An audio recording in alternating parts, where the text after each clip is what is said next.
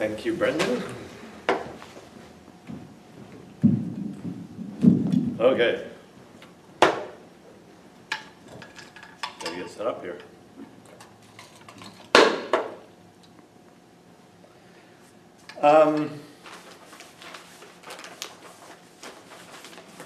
Brought my newspaper. It's actually relevant to what I'm going to talk about.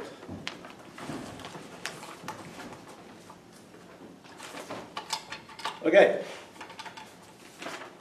Thank you all for coming. Patriots, Traitors, and Empire. So this book traces Korea's fight for freedom from 1905. So this is a history going back to 1905. Why 1905? These were when the first steps were taken by Japan to formally incorporate Korea into its burgeoning empire. And then it proceeds to the US military occupation of the Korean peninsula, which begins in 1945, and then comes up to present day. So the book is a history.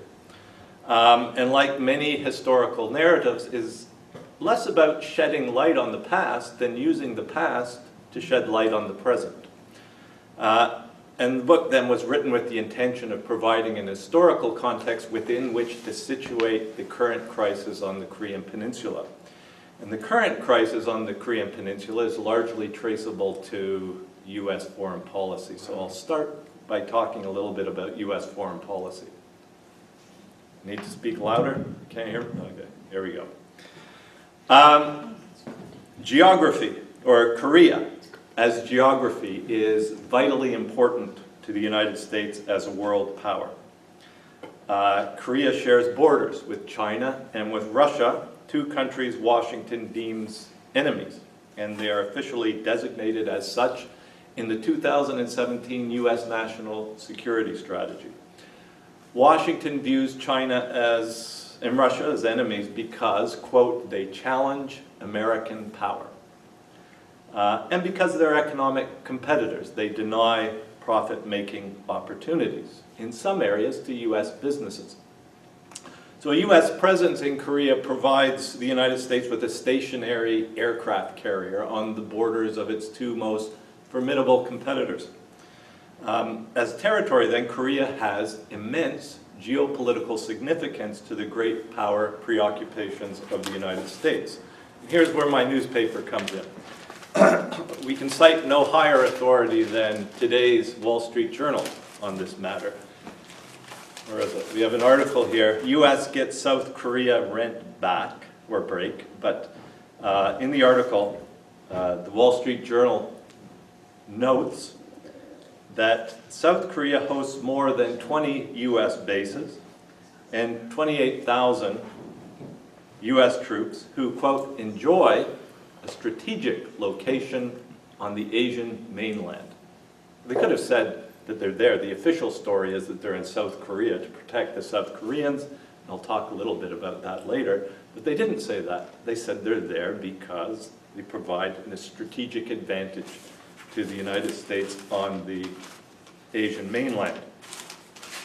Now, from the very first days of the Second World War, more specifically the war in the Pacific Theater, the United States planned to establish a leadership role for itself on the Korean Peninsula, seeing the war as an opportunity to expand its influence in East Asia. Now, U.S. ambitions in the region grew all the stronger when it became clear to U.S. planners that post-war power vacuums in East Asia were likely to be filled by communists or by radical national liberation movements inspired by communists. Since these movements would hardly tolerate the succession of one empire, the Japanese empire, by another, the United States or the American one, they'd have to be contained and eventually rolled back if American ambitions of expanded power in East Asia were to be realized. So the Korean Peninsula, therefore, was seen to have an important role to play in the U.S. project of empire building. Now, one of the impediments to the expansion of U.S. influence in East Asia was the reality that Koreans en masse, in both the North and the South, were inspired by communism and by the Soviet Union. which had enormous prestige at the end of the Second World War, particularly among people who had suffered at the hands of the Axis powers, particularly among people who had been subjected to colonial tyranny. Now, according to US politicians who visited Korea after the war, and also in the judgment of US historians today, if Korea had been left alone to develop as Koreans wanted, if the United States had not intervened, Korea would have become communist from north to south, as China was about to become, and as US planners feared that Japan would become. And Korea would become communist not because communism would be imposed on the Korean people, but because the Korean people would freely choose it, seeing it as the solution to the political and economic problems that had bedeviled them for decades. And it's impossible, really, to understand Korean history in the 20th century without understanding the importance of communism to people in Korea. Now, Koreans saw the Bolshevik Revolution as a model for how exploited and downtrodden and reviled and enslaved people such as themselves could, through their own efforts, overcome their oppression. The Bolsheviks offered the Koreans moral support and material assistance. They called for the colonial peoples of the world, including Koreans, to rise up against their colonial masters and throw off the chains of tyranny. And they provided what assistance they could. The Bolsheviks had a slogan, and the slogan was not "Workers of the World Unite," which came from Marx and Engels and their Communist Manifesto. The Bolshevik slogan was "Workers of the world and oppressed peoples unite." And the idea of oppressed peoples and the appeal to oppressed peoples inspired Koreans, and that's why they looked to the Soviet Union for inspiration and to the Bolsheviks for inspiration, and that's why they were oriented toward communism.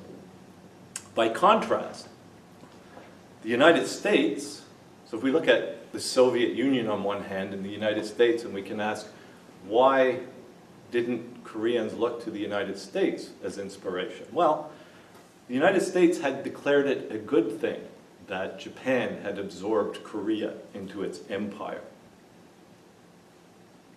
That didn't particularly enamor Koreans to the United States. Moreover, the United States was a colonial power itself. I mean, it laid claim to the Philippines, to Puerto Rico, to Hawaii, to Guam. It exercised an informal colonial rule over Latin America through the Monroe Doctrine. Additionally, Washington had worked out an arrangement with Tokyo which had infuriated Koreans. In return for Japan recognizing Washington's claim to the Philippines, Washington recognized and sanctified Tokyo's claim to Korea. So in other words, Washington's hands were as maculated by the crimes of colonialism as Japan's were. So from the point of view of Koreans, the United States was really indistinguishable from Japan. They were both colonial powers that had connived in the colonial enslavement of Korea. So when the Japanese surrendered at the end of the Pacific War in 1945, Koreans, for the first time in 4 decades, felt the exhilaration of freedom. They'd been under the Japanese heel since 1905. And having felt that exhilaration, they had no intention of surrendering their newfound sovereignty to another country, not least the United States, which had connived in selling Korea into colonial slavery. All the same, Washington had a plan for Korea. And the plan is that it would be brought under US control, or at least as much of it as possible would be. So US forces arrived on the peninsula about a month after the Japanese surrendered. The Soviets were there in the north. The United States was to occupy the south, but they hadn't arrived yet.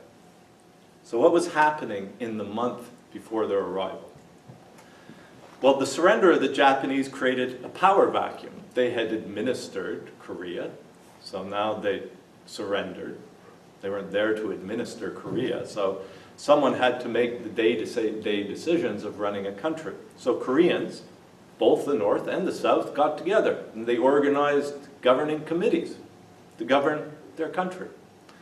They brought those governing committees into local networks, or not a local network, into a countrywide network, and the countrywide network was organized into a government. The Soviets, as I mentioned, were already in the North. They allowed the governing committees to operate. In the South, Koreans were operating their governing committees. And they formed a new national government whose mandate would be to govern all of Korea. So a republic for, of, and by Koreans. So on September 6, 1945, 2 days before the Americans arrived on the peninsula, Koreans proclaimed their new republic. They called it the Korean People's Republic, the first independent Korean government in 40 years.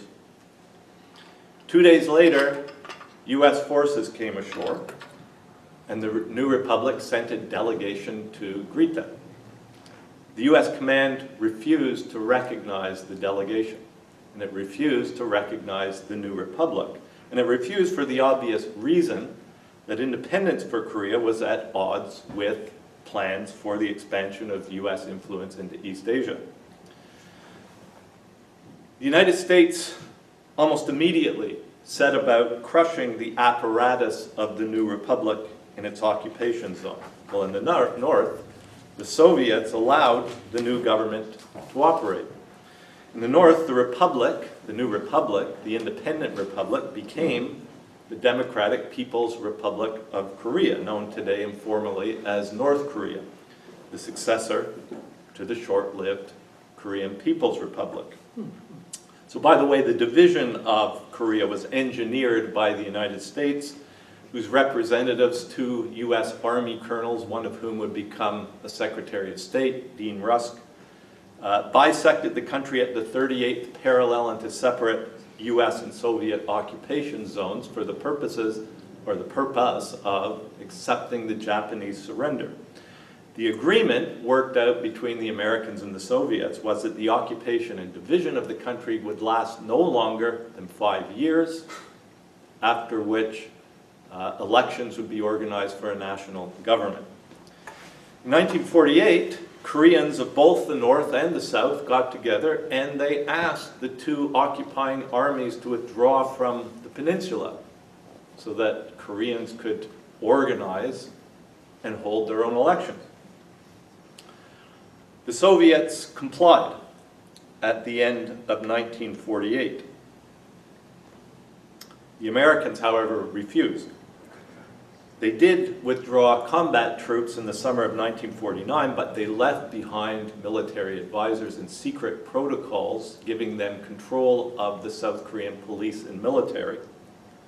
1 year later, they rushed combat troops back to the peninsula. So this means that the United States has had an unbroken military presence on the Korean peninsula for the last 73 years. By the way, this article that I mentioned talks about how it is that the South Koreans pay for half of the cost of the occupation. It was essentially an occupation. To crush communism, here are the Americans arriving in the Korean peninsula. We have Koreans oriented toward communism. That's their preferred model for organizing the peninsula. So to crush communism, which Koreans everywhere embraced, the United States recruited every collaborator with the Japanese occupation they could find, including Koreans who had served in the officer corps of the Japanese Imperial Army. So these are quislings, they were hirelings, they were turncoats, Benedict Arnolds, whatever you want to call them. In other words, traitors to the cause of Korean sovereignty.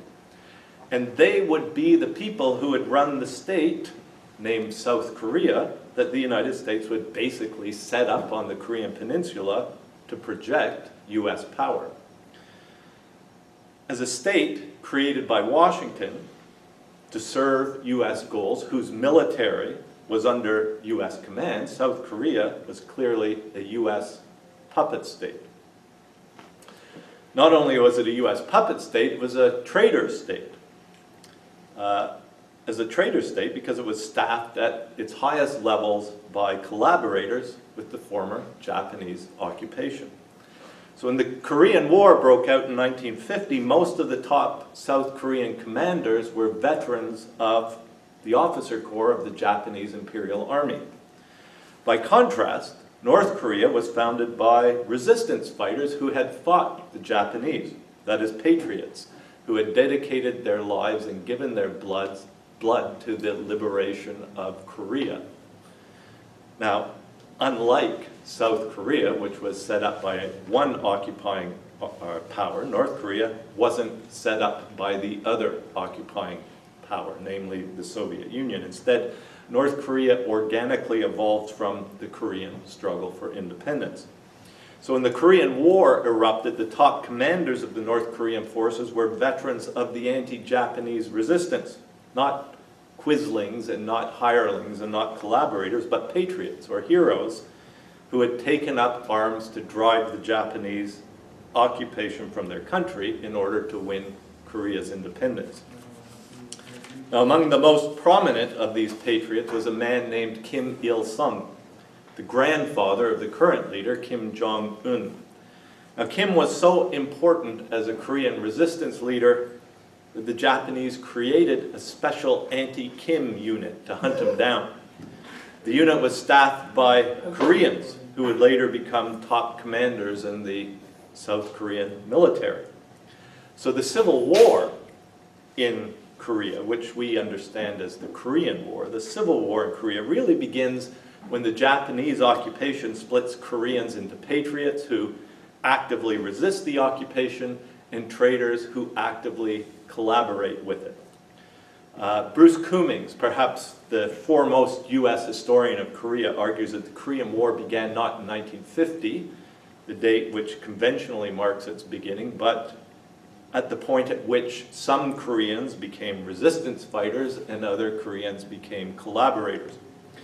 So the resistance fighters established the North Korean state, while the collaborators are recruited by the United States to run South Korea.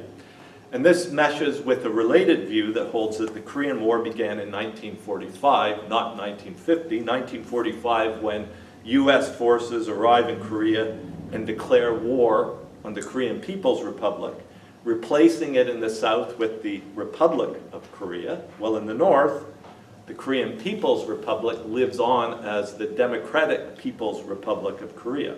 So the Civil War is a war fought between forces aligned with the United States and its imperial ambitions on the one hand, and forces aligned with the original People's Republic and aspirations for independence on the other.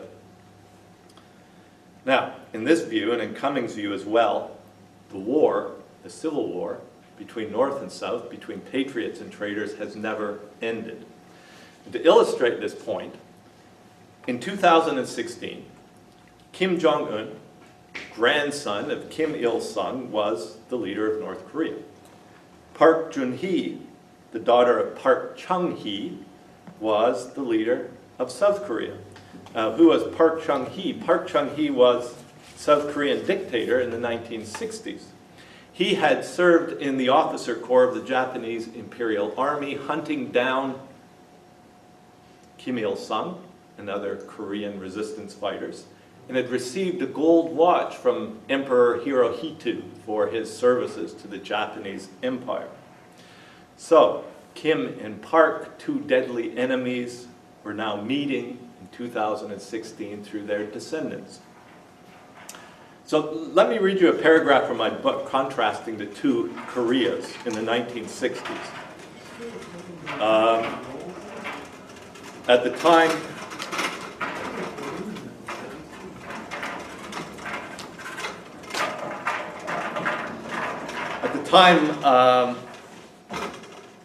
South Korea was led by Park Chung-hee, who I've just told you about, and North Korea was led by Kim Il-sung.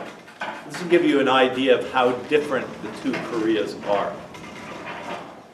From 1961 until 1979, when Park's presidency would end in his assassination, the leaders of the two Koreas were thesis and antithesis. The leader in the South had hired out his services to the Japanese to enforce their colonial rule over his compatriots. The leader in the North had led a guerrilla struggle to free his compatriots from the yoke of Japanese colonialism. The leader in the South nurtured a capital-centered economy in which Koreans had the right to work the longest hours in the industrial world at wages barely able to sustain one's family. That's a quote from Bruce Cummings, as I mentioned, the foremost U.S. historian of Korea. The leader in the North preferred a people-centered economy and had introduced an 8-hour workday and Social Security within months of coming to power. The leader in the South was greatly hemmed in by the influence exercised behind the scenes by the U.S. military commander, the U.S. ambassador, and the CIA station chief. Tens of thousands of U.S. troops occupied the domain over which the Southern leader's state ruled. And his military reported, not to him, but to a U.S. general. In the North, there were no foreign troops, and the leader preached a doctrine of self-reliance which eschewed dependency on foreign powers. In the South, the top political leader was a traitor to the Korean project of national liberation. In the North, the top political leader was a patriot who had devoted his life to Korea's liberation. In the South, the state was part of an empire. In the North, the state rejected empire. The state of the South was founded by a foreign hegemon. The state of the North was founded by guerrilla leaders who had fought against foreign hegemony. Now, foreign hegemony continues on the Korean Peninsula. Today there are between 27,000 and 32,000 U.S. troops in South Korea, and the United States has formal operational control of the South Korean military, and has had formal operational control ever since the South Korean military has existed, which means that in times of war, the South Korean president is not commander-in-chief of the South Korean military. The U.S. general is. South Korean troops in the hundreds of thousands fought under U.S. command to suppress the national liberation movement of the Indo-Chinese people, a people who had a shared history of colonial oppression under the Japanese. But this was only a follow-up to an earlier campaign, also under U.S. command, from 1950 to 1953, to suppress the movement of national liberation led by Koreans of the North, who sought to overcome the U.S. military occupation and the division of their country. More recently, the South Korean military has helped the United States wage wars of aggression in Afghanistan and Iraq. And South Korea contributed 20,000 troops to the U.S.-led war on Arab nationalist Iraq. What about Syria? Not Syria. The North Korean military is often described as aggressive. You may have heard of North Korea described in that fashion in the mainstream media. The South Korean military is rarely, if ever, described in those terms. Yet the North Korean military has never fought beyond Korea's borders. Well, the South Korean military has fought thousands of miles away in Vietnam, thousands of miles away in Afghanistan, thousands of miles away in Iraq, against countries which pose not the slightest threat to South Korea. So which of these two Korean militaries is aggressive? The United States has recently built a massive military base on the peninsula, fittingly on the site of a former Japanese military installation, symbolizing the succession of one empire or one military occupation by another. The name is Camp Humphreys, which is the largest U.S. overseas military base in the world. That's just one of 20 bases the United States has in Korea. A former advisor to the U.S. State Department once quipped that there are 3 Koreas, South, North, and U.S. military bases. The U.S. Army proudly refers to Camp Humphreys as the largest power projection platform in the Pacific. And that's how Washington views South Korea. Not as a country, not as a place where people live and work and raise families, but as a power projection platform, as an instrument of US power, as a means to an end, as a Korean means to a US end, and not as an end in itself. I mean, Korea ought to be an end in itself, not a means of empire building of a people in a distant foreign land. Now, the US national security strategy defines North Korea as an enemy of the United States. And North Korea is viewed by Washington as a threat because it is opposed to the US military presence on the Korean Peninsula. And because North Korea views Korea as an end in itself, and not as an instrument of US power. So in the North Korean view, which can hardly be contested, Korea cannot be independent, cannot be an end in itself until the US military occupation has been brought to an end. So the United States and North Korea have mutually exclusive goals for the Korean Peninsula. And because North Korea's goals are exclusive of the United States, Washington deems North Korea to be an enemy. It challenges US goals for the peninsula. But we should note that the very existence of US goals for Korea is an affront, an insult to the concepts of geography and democracy. I mean, Americans don't get to decide what goes on in Korea. I mean, that's a basic principle of democracy. You can decide what goes on in America, never mind Korea. Well, you can ask, but isn't it the case that North Korea's nuclear weapons program poses a threat to the United States and its allies, including Canada? Isn't Washington justified in its antagonism to a nuclear-armed North Korea? And in my view, the answer is no, and I'll explain why. First, the idea that Washington is antagonistic to North Korea because North Korea has nuclear arms completely reverses the causal sequence, turns reality on its head. US hostility to North Korea isn't caused by North Korea possessing nuclear weapons. North Korea possesses nuclear weapons because Washington is hostile. US antagonism to North Korea didn't start in 2006 when North Korea tested its first atom bomb. It began long before that, 1948, the year North Korea was established. Actually, before that, 1945, the year the first post-Japanese independent Korean state was established and the United States set out to crush it. Many years ago, John Bolton, the current US National Security Advisor, was at the time US Undersecretary of State for Arms Control, was asked by a New York Times reporter what US policy toward North Korea is. And he's reported to have strode over to a bookshelf, to pull off a volume off the shelf, and he threw it down on the desk, and he said, "That's our policy." The book was titled The End of North Korea. So how does the United States seek to bring about the end of North Korea? Well, the organizing principle of US North Korea policy is to ruin the North Korean economy and impoverish North Koreans until they capitulate. So the United States prohibits the export of goods and services to North Korea. It's done this since 1948. Isolates it from the world banking system. Has excommunicated it from the international system of trade.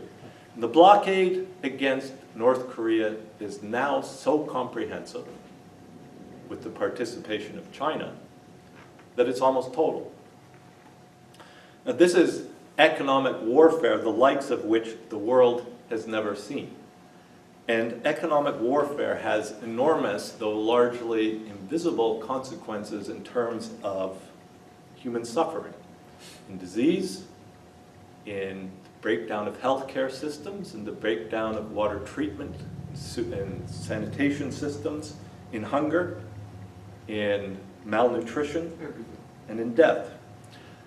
The Allied naval blockade of Germany in the First World War led to the deaths of 750,000 German civilians through disease, malnutrition, starvation. Sanctions on Iraq during the 1990s led to the deaths through disease and malnutrition of over 500,000 Iraqi children under the age of 5, according to the United Nations.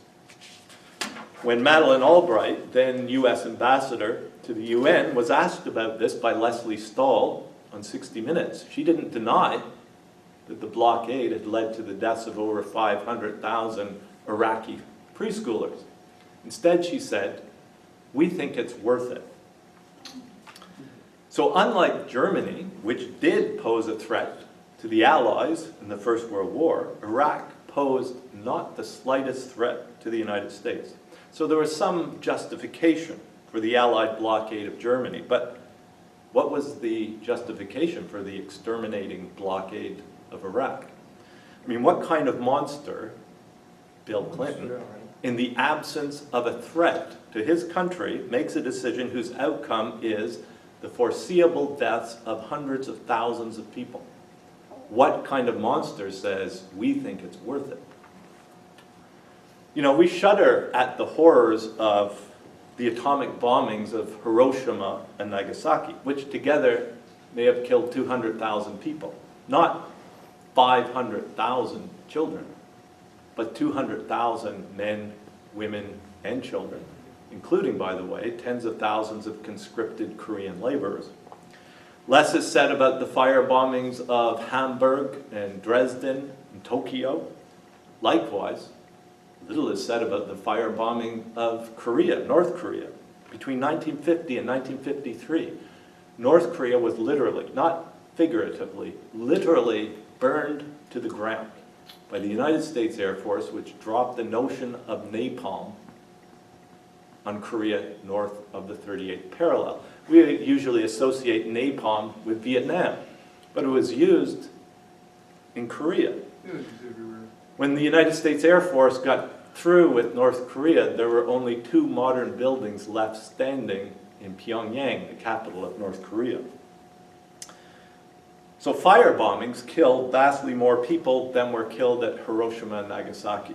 But economic warfare has an even greater toll in human lives than have atomic bombs.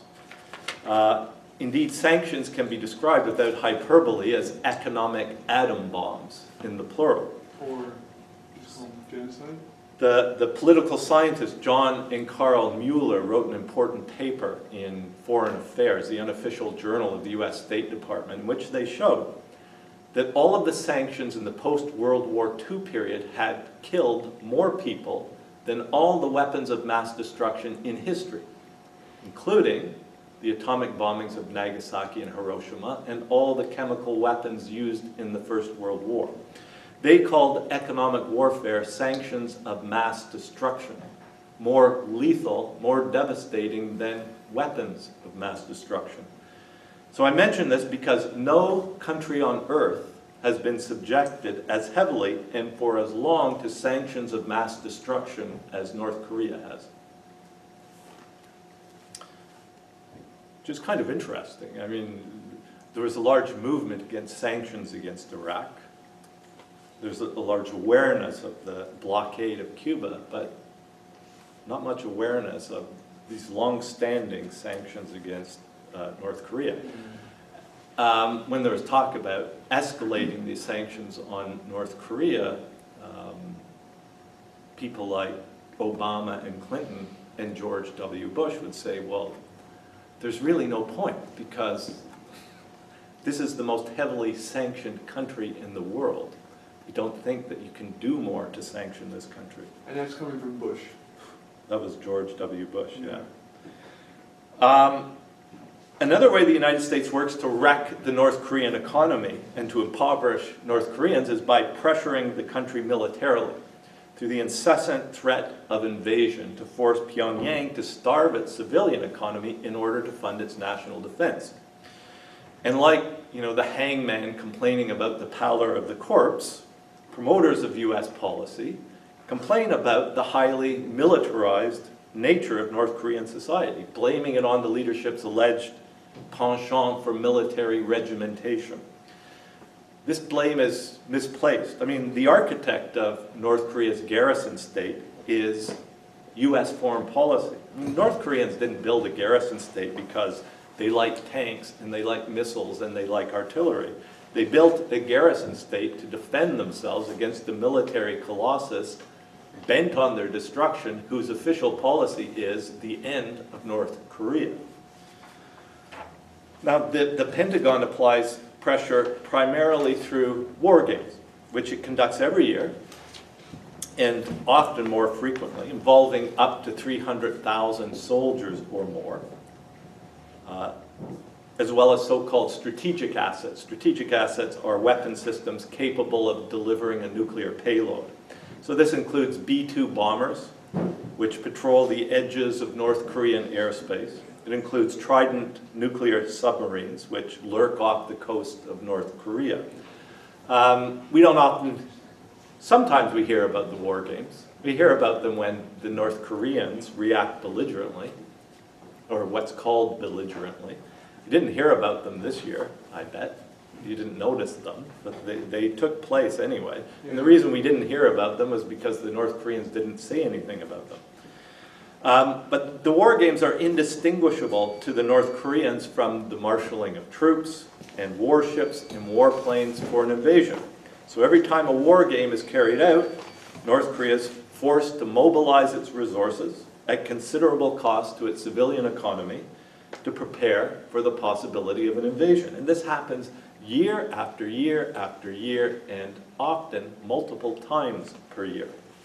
And while North Korea devotes a large proportion of its GDP to national defense, in fact, a crushingly large proportion, its military expenditures are minuscule on a world scale, an estimated $3 to $10 billion, considerably less than South Korea's $40 billion, infinitely less than the United States' $700 billion, and less than Canada's $20 billion by at least half, which means that North Korea is as dangerous to the United States, or only half as dangerous to the United States as Canada is. It's also been pointed out that the North Korean military budget is no larger than the budget of the New York City Police Department. So in 2002, Washington effectively declared war on North Korea, designating it part of an axis of evil. You may remember the axis of evil. Iraq was part of the axis of evil. Iraq was invaded. Well, next it put North Korea on a list of 7 countries deemed possible targets of a nuclear strike. In other words, this tiny country of 25 million, which at the time possessed not a single nuclear weapon, was threatened with nuclear annihilation. US nuclear doctrine at the time allowed the Pentagon to use nuclear weapons against any state, nuclear armed or not, for any reason.